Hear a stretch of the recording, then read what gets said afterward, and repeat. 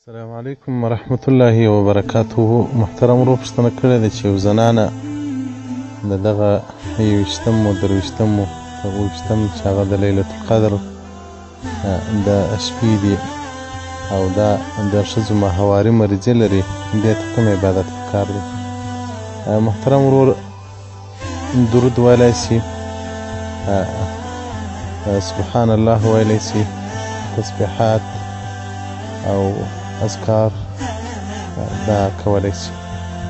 او کومې ښځې چې په خپله مریضي ولري نو هغې دپاره تلاوت قرآن او نفلي لمونځ کول دا شیان نشته.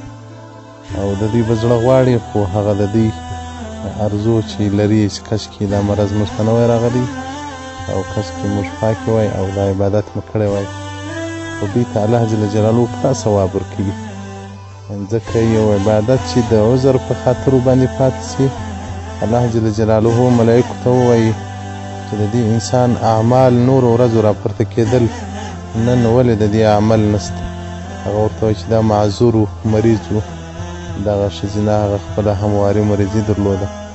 نو الله جل جلاله ملایکو ته ووایي چې تاسې د دې ښځې یا د دې نر چې کوم عبادت مخکې کاوه هغه صحت د جوړوالي په حالت کې اوس هم هغه ډول عبادت دی کوي. هغه نور عبادتونه چې دې کړي وه که قبول و که نه و قبول، دغه ورځو کې چې دغه مریض وي او دغه عذر شرعي ولري، دغه عبادتونه دغه ورځو کې الله پوره مکمل د قبول سوي عبادت ثواب ورکوي. محترمې خویندې دې په دې نه خفه کېږي چې موږ ته دا مریضي راځي، موږ ته ولې په دغه شپه کې د نفلو یا د تلاوت اجازت نشته. بس دوی دې صرف دعاوې کوي، ذکر دې کوي، درود دې وایي، سبحان الله والحمد لله ولا اله الا هو الله اکبر. د دې کلمې فضایل موږ تاسو ته بیان کړل. ولا حول ولا قوة الا بالله العلي العظیم دا کلمه دې وایي.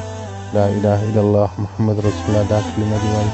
اللهم صل على محمد وعلى ال محمد كما صليت على ابراهيم وعلى ال ابراهيم انك حميد مجيد. دغه درود شریف دې وایي.